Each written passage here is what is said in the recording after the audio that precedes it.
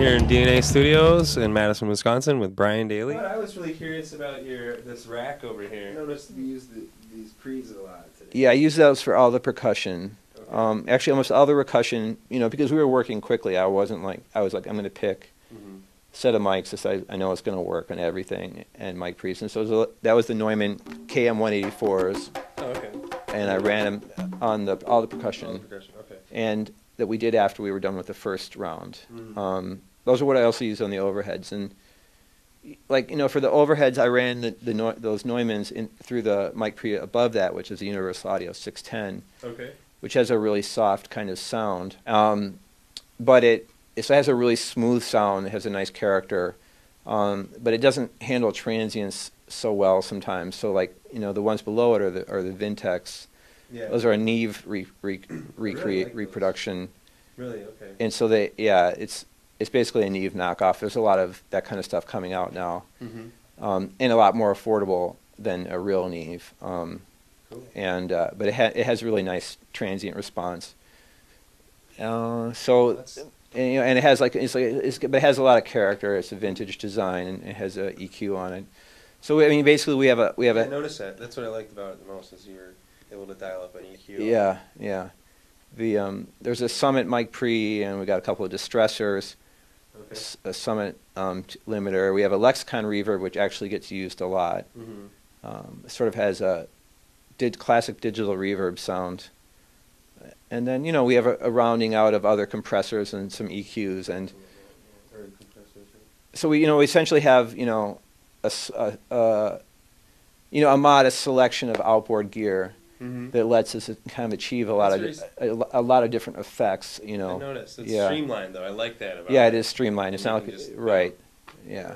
Nothing too flashy. Exactly. Get to the point. Right. Which is pretty much what our whole studio is about. It's like nothing too flashy, but like what is functional? How can we achieve the top results at the most minimal cost is essentially what it is. And very cool. I mean, I worked at Smart Studios for a long time, which is a great studio.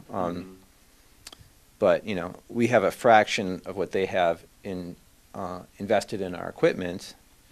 But I'm biased, but I think we do very well in terms of how our production compares to theirs. No, certainly.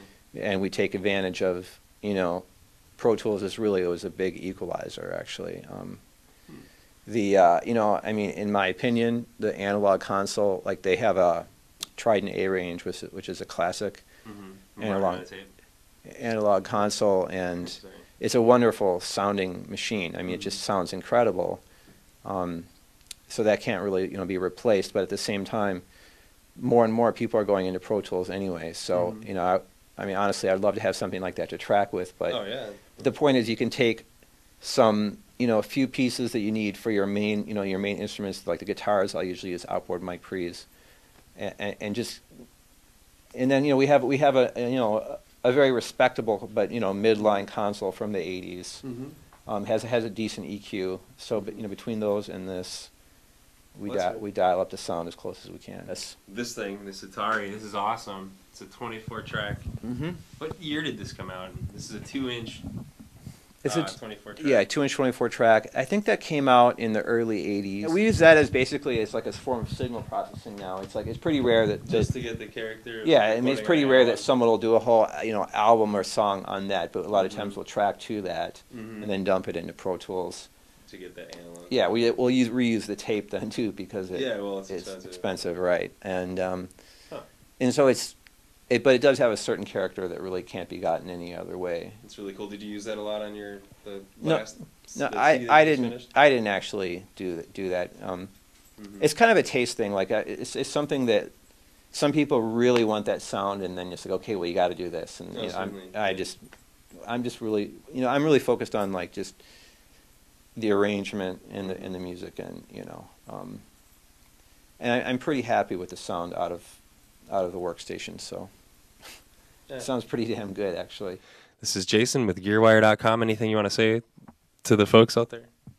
Well, thanks for watching and listening, and keep rocking. All right, you heard it. That's it.